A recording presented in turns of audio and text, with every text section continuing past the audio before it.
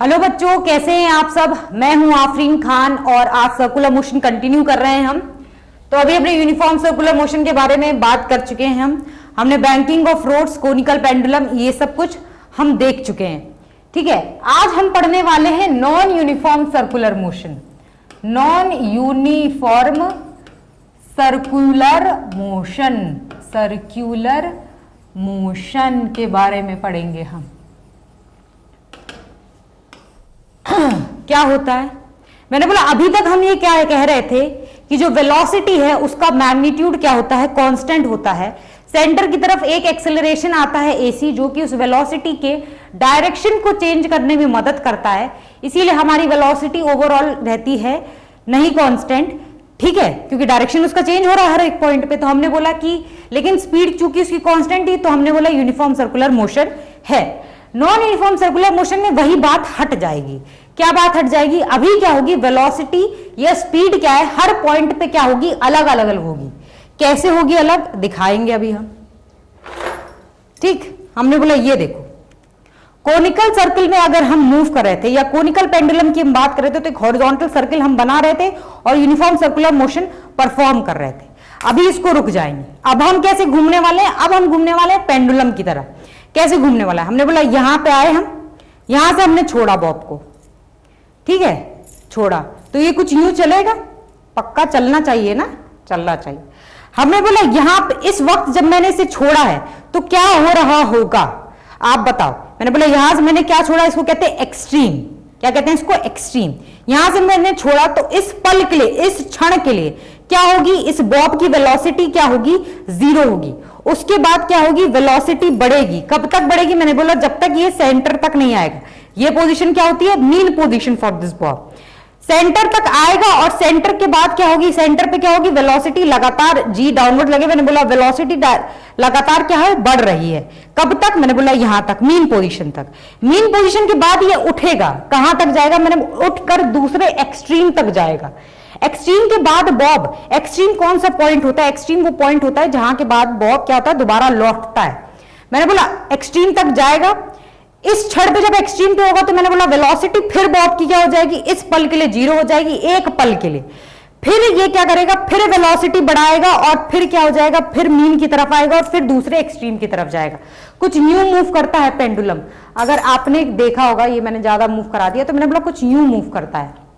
घबराने की कोई बात है, कोई घबराने की बात नहीं। तो ये बात हमें समझ में आ जाती है कि हर पॉइंट पे डायरेक्शन ऑफ वेलोसिटी तो बदल ही रहा है, लेकिन मैग्नीट्यूड ऑफ वेलोसिटी भी बदल रहा है। तो ऐसे मोशन को हम क्या कहेंगे, लेकिन सर्किल में भी घूम रहा है। सर्किल में क्यों घूम रहा है, मैंने बोला एक फिक्स पॉइंट था, उस पॉइंट से ये जो बॉब थी उसकी डिस्टेंस अगर आप देखोगे तो वो फिक्स थी। और जब भी ऐसा होता है हर पोजीशन पे, तो आप जब भी ऐसा होता है तो हम बोलते हैं वो चीज सर्किल में मूव कर रही है।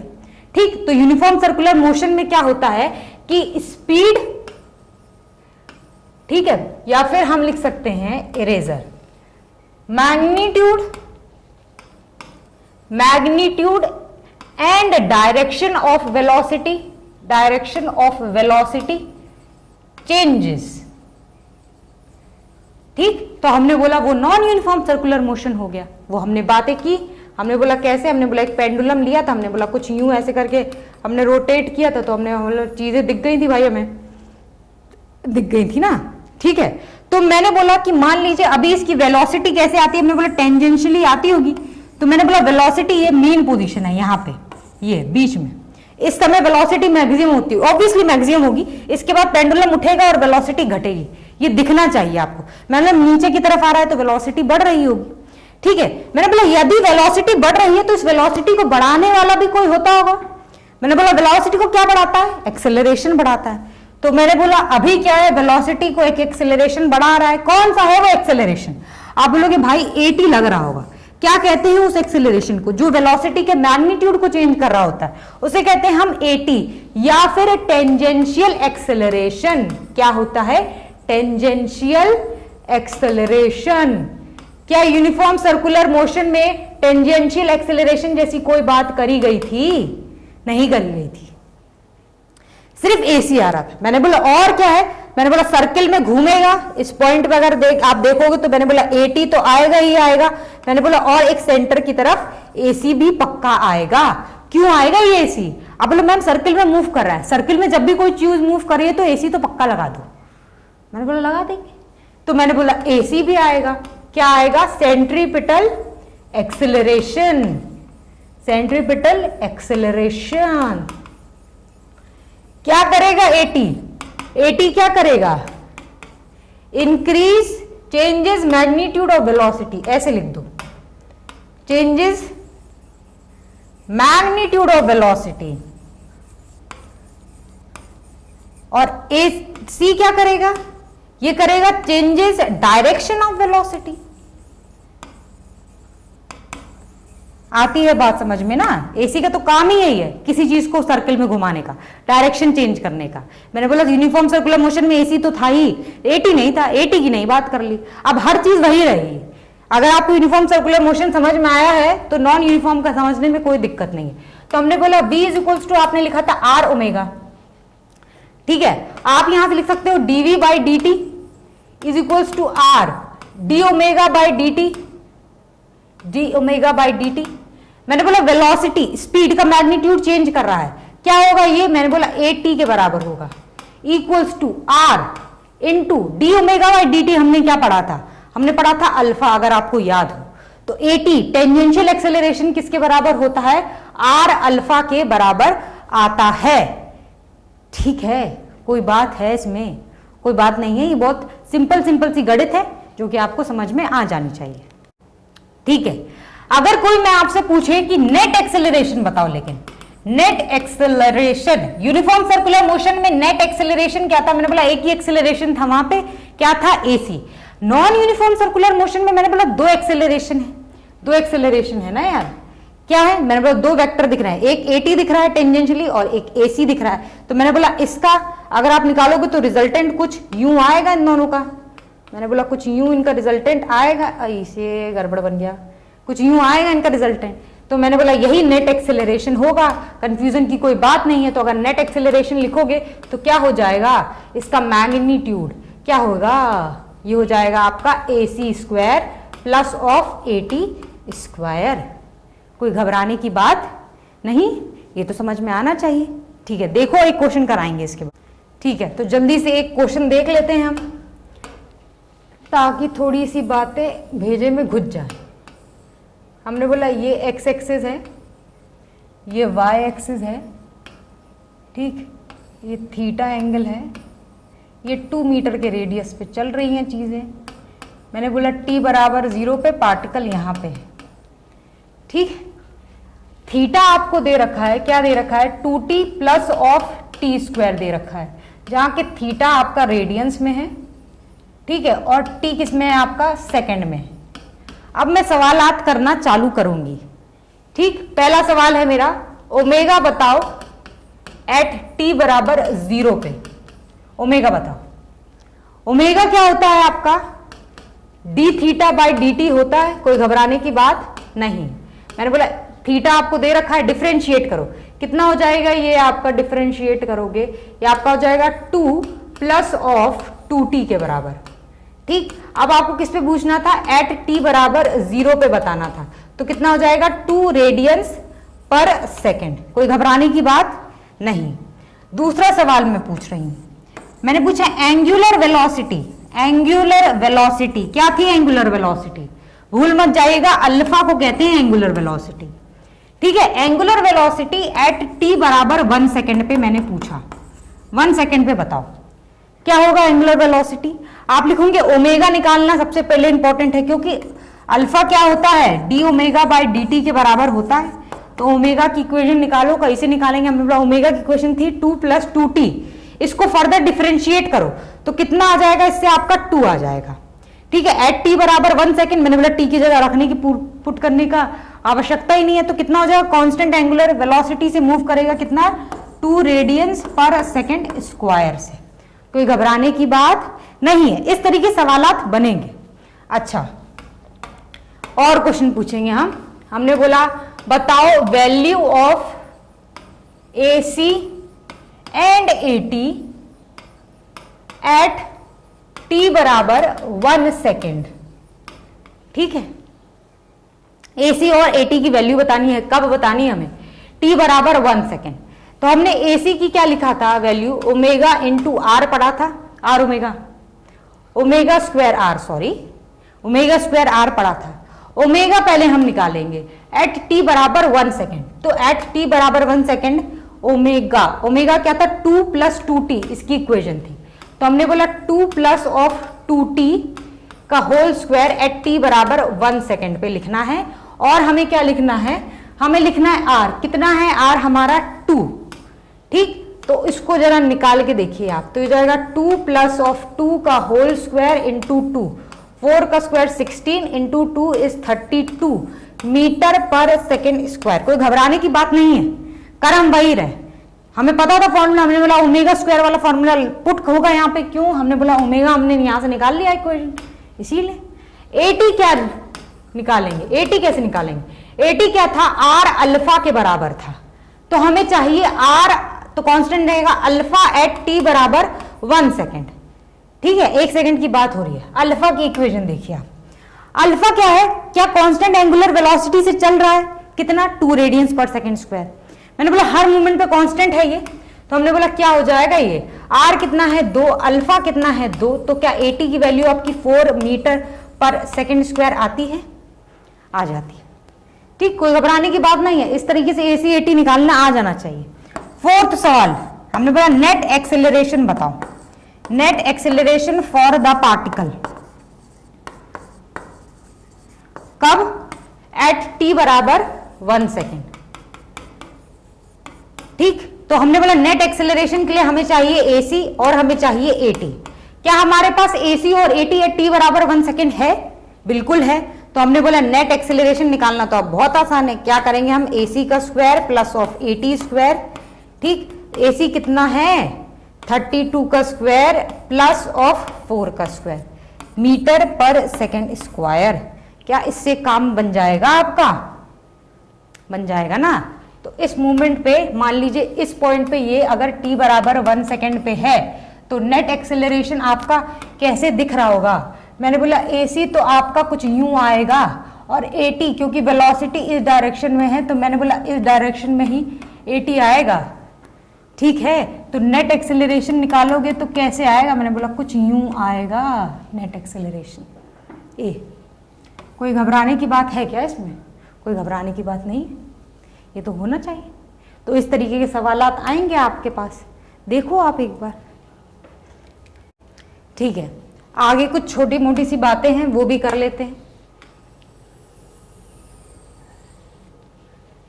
बहुत बड़ा बन गया, थोड़ा छोटा कर लो भाई इसको, ये तो ज्यादा बड़ा बन गया। ठीक,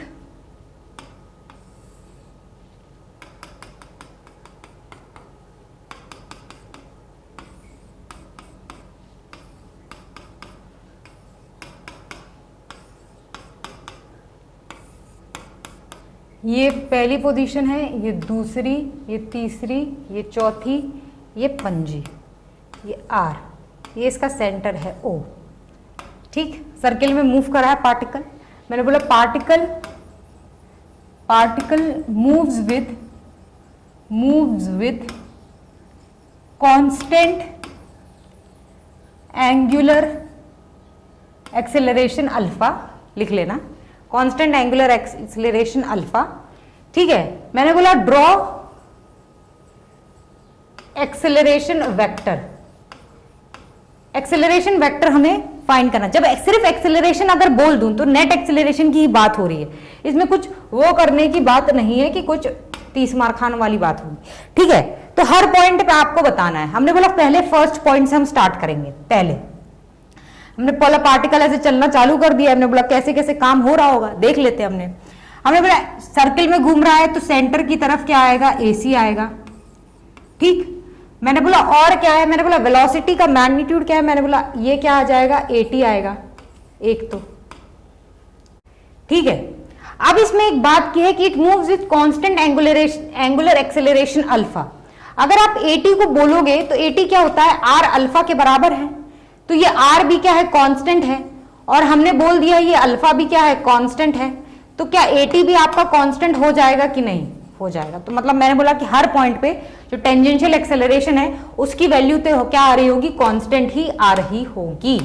मैंने बोला ठीक है भाई साहब, आ रही होगी। ठीक, तो मैंने बोला नेट एक्सेलरेशन, इसके लिए आप वेक्टर फॉर्म में लिखोगे तो हमने बोला कुछ यूं हो जाएगा। मैंने बोला ये θ1 एंगल होगा।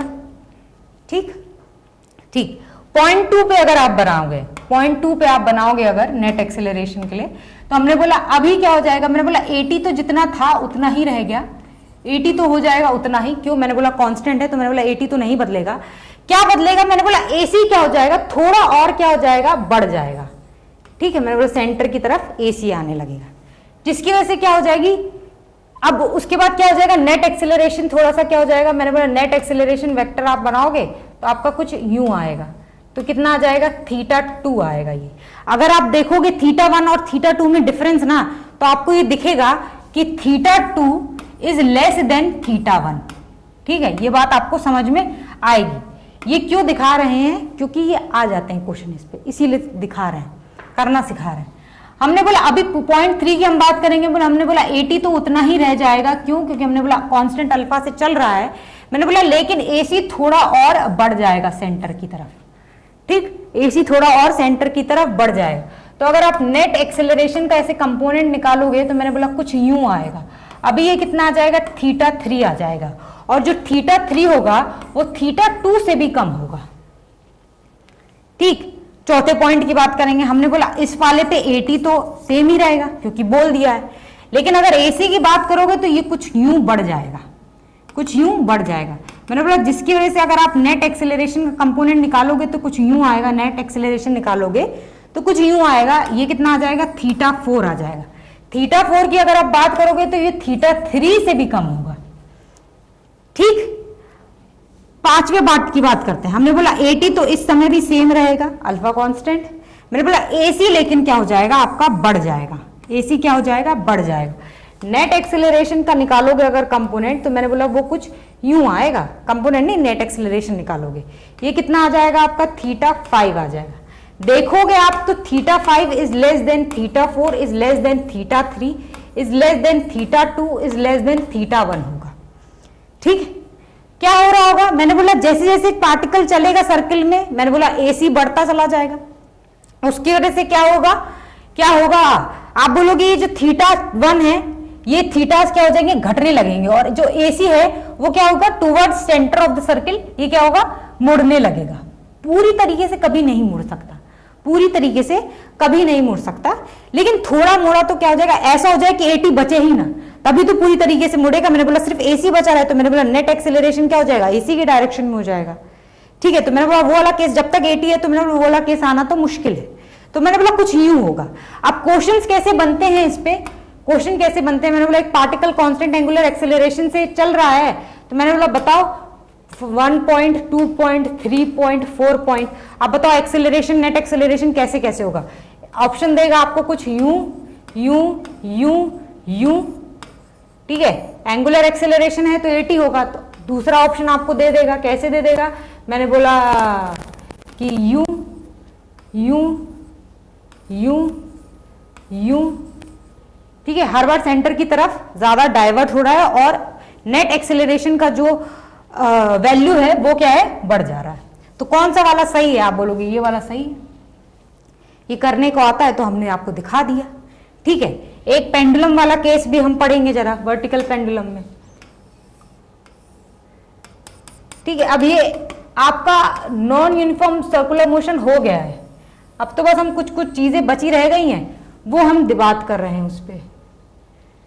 ये थोड़ा सा गड़बड़ बन गया है मुझे लग रहा है।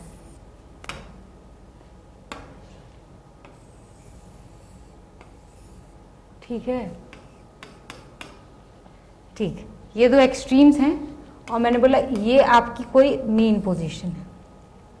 ठीक ठीक, मैंने बोला जब ये एक्सट्रीम है